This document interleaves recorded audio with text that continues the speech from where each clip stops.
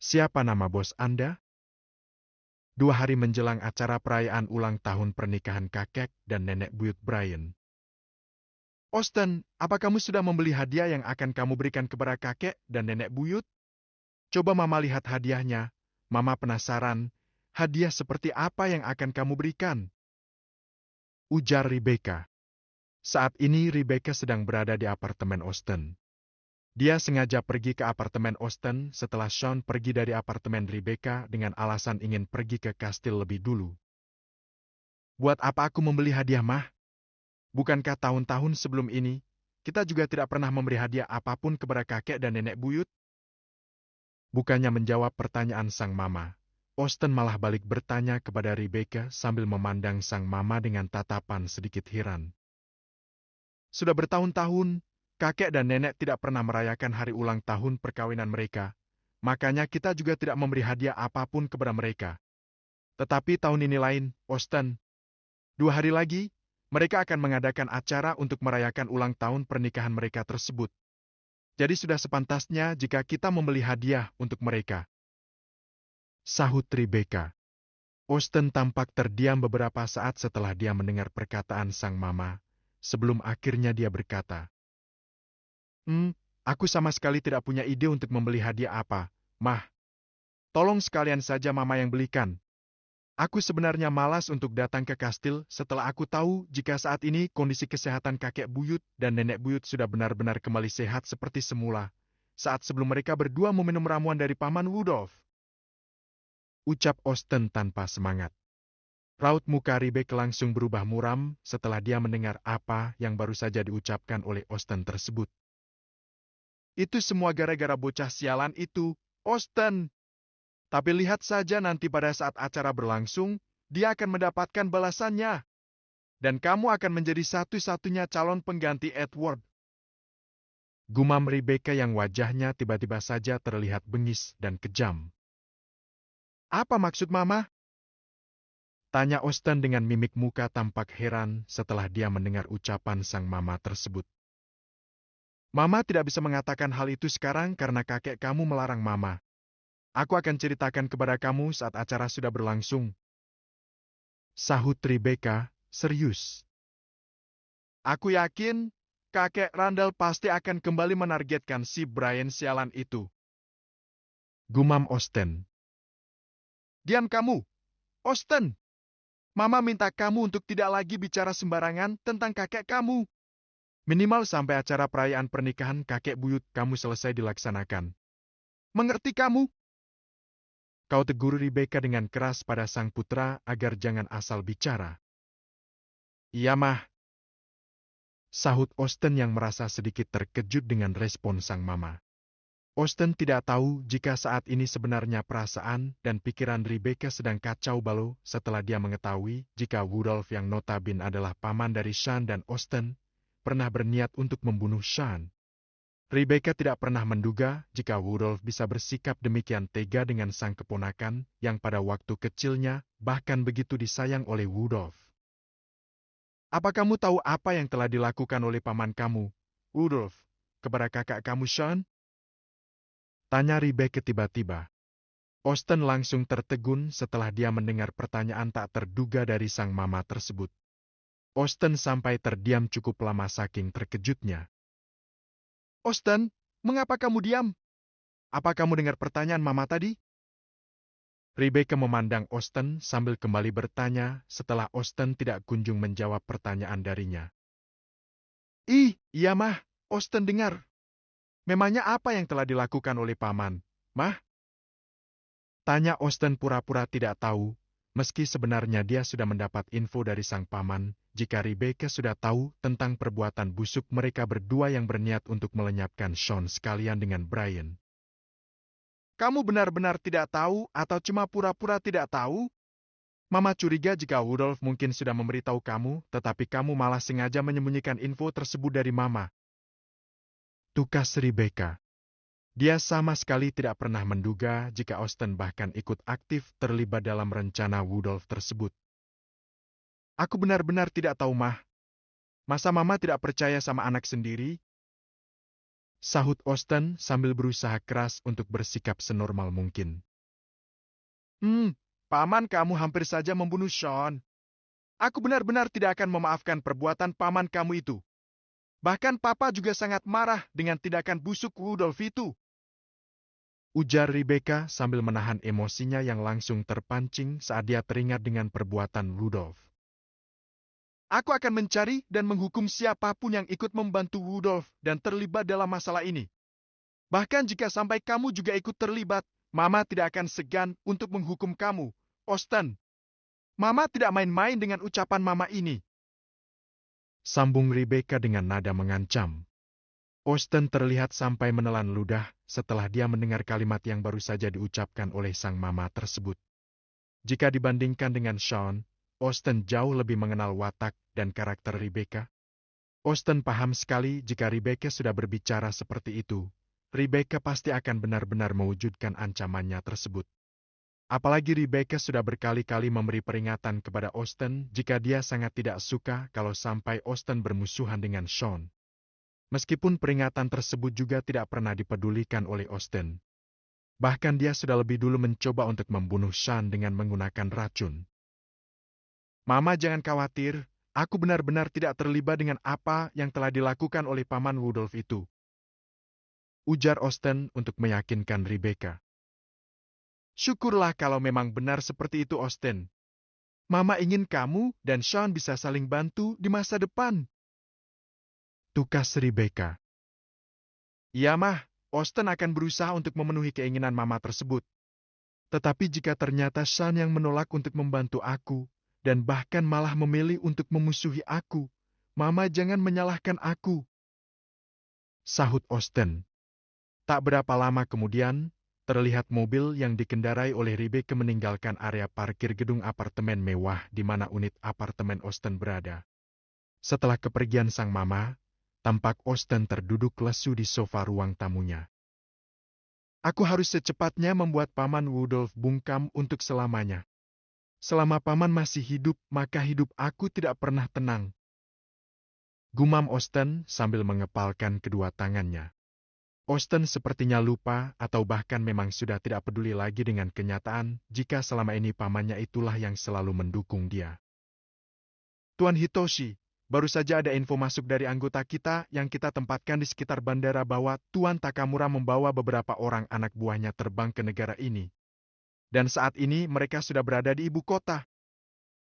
Ujar orang kepercayaan Hitoshi yang saat ini diminta untuk mengikuti Hitoshi bersama anggota klan level tertinggi lainnya. Apa ada informasi terkait tujuan mereka datang ke ibu kota ini? Tanya Hitoshi yang terlihat agak terkejut saat mendengar laporan dari anak buahnya tersebut. Tidak ada Tuan Hitoshi. Tidak seperti biasanya, anggota kita bahkan tidak bisa menyelidiki siapa yang menyewa mereka dan misi apa yang akan mereka lakukan. Sahut orang tersebut. Apa mungkin mereka sedang melaksanakan misi dari Tuan Fumihiro? Bukankah Tuan Fumihiro berencana akan mengembangkan bisnisnya di negara ini? Bahkan saat ini dia sudah berada di kota Rhodes. Ucap anggota klan level tertinggi lainnya. Mungkin saja. Sahut Tuan Hitoshi yang menganggap ucapan anak buahnya tersebut memang masuk akal. Ingat, kalian harus tetap fokus dengan misi dari Tuan Randall Robinson ini.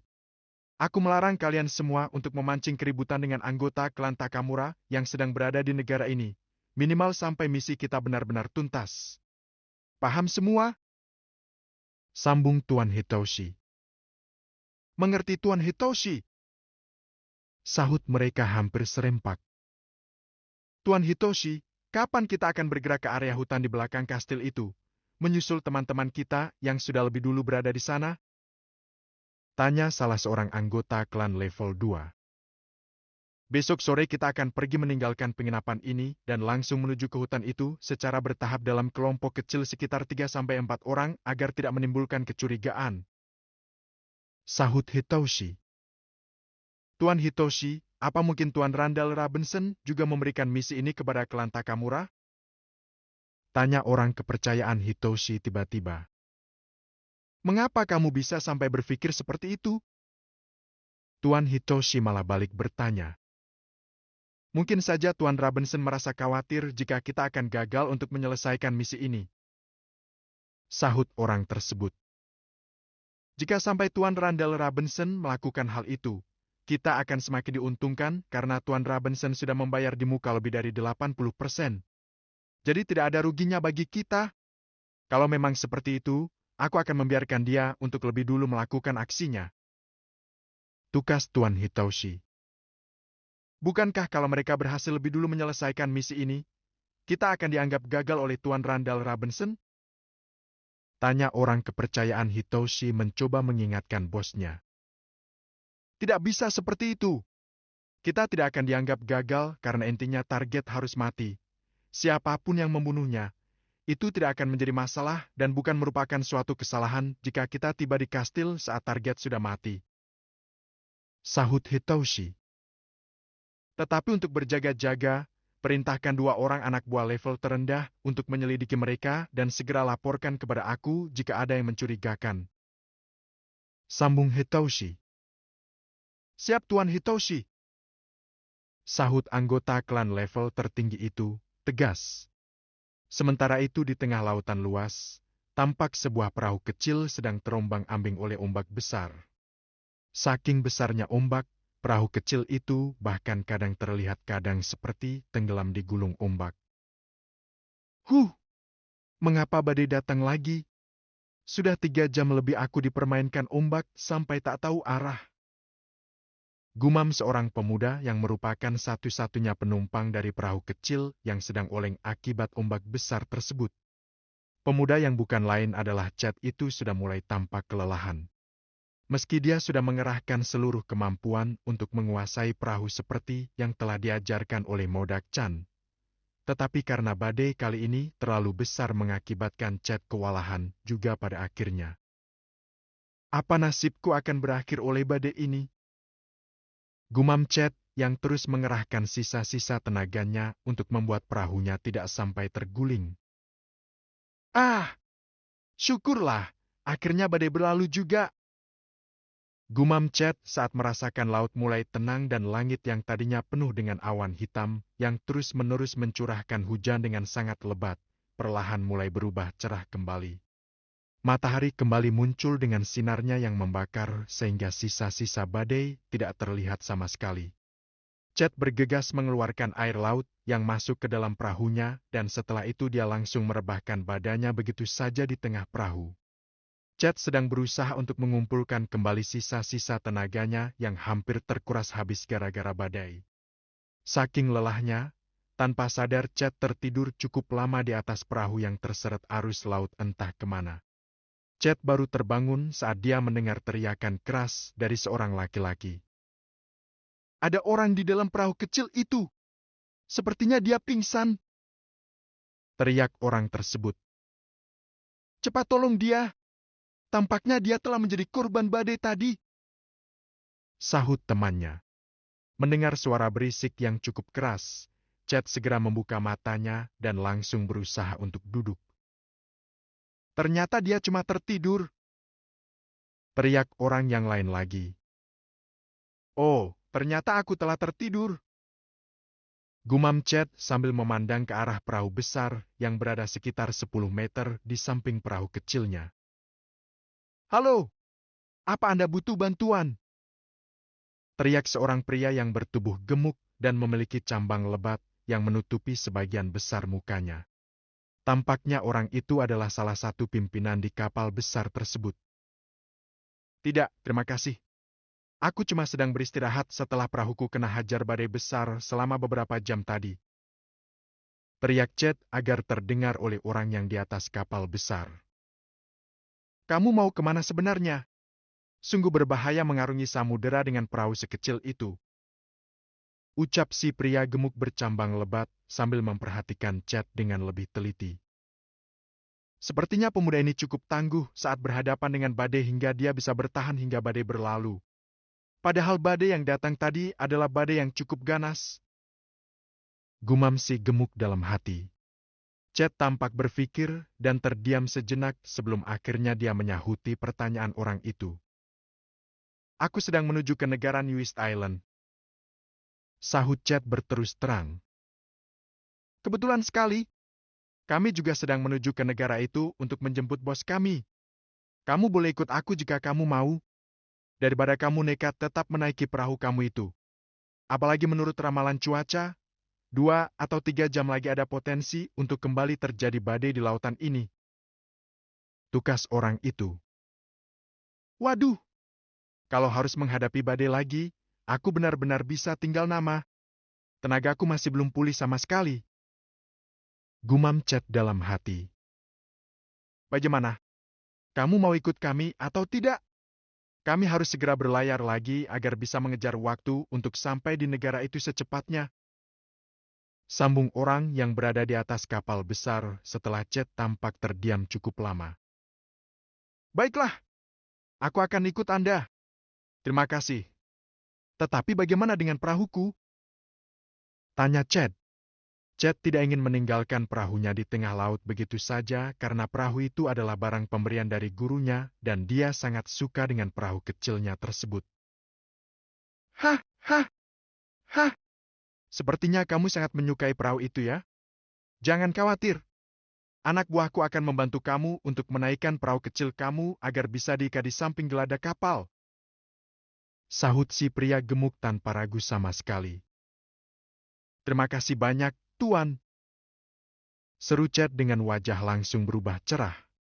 Tidak sampai 15 menit kemudian, perahu kecil milik Chad sudah terikat kuat di sisi kanan geladak kapal, bersebelahan dengan beberapa buah skoci penyelamat. Terima kasih tuan-tuan semua.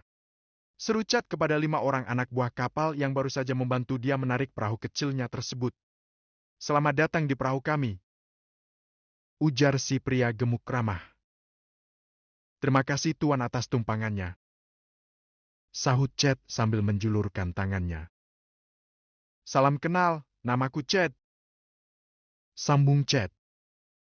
Rab Louis. Sahut si pria gemuk sambil tersenyum. Terima kasih Tuan Rab Louis. Ucap Chad seperti tidak bosan-bosannya untuk mengucapkan terima kasih. Kamu tidak perlu sungkan seperti itu, Chad. Sudah selayaknya sesama orang yang hidupnya lebih sering di laut untuk saling menolong. Sahut Rab Louis yang usianya sudah 2 kali usia Chad. Rab Louis mengajak Chad untuk masuk ke dalam ruang khusus nakoda. Ternyata Tuan Louis adalah nakoda kapal ini. Ujar Chad sambil mendudukkan pantatnya pada kursi papan yang menempel kuat di dinding ruangan tersebut. Kamu benar. Kebetulan hari ini aku yang diserahi tugas untuk menjadi nakoda. Sahut Rab Louis sambil menyodorkan 1 cangkir kopi panas kepada Chad. Terima kasih, Tuan Louis. Ujar Chad yang langsung saja tanpa malu-malu menyeruput kopinya hingga tubuhnya terasa hangat dan menjadi lebih nyaman. Mereka berdua berbincang dengan akrab seolah sahabat lama yang baru saja bertemu. Jadi saat ini Tuan Louis sedang menuju ke ibu kota New East Island untuk menjemput bos Tuan? Tanya Chad setelah dia mendengar penuturan dari Rab Louis. Iya, sudah cukup lama bos aku berada di negara itu untuk menemui teman-temannya. Bos aku adalah seorang saudagar kaya raya. Sahut Rab Louis yang terlihat begitu menghormati bosnya. Kalau aku boleh tahu, siapa nama bos Anda, Tuan Louis? Tanya Chad iseng. Tuan Fred Bosley. Sahut Rab Louis singkat. Tuan Fred Bosley? Sepertinya aku pernah mendengar nama itu. Gumam Chad tanpa sadar. Bab ke-470. Aku akan menghancurkan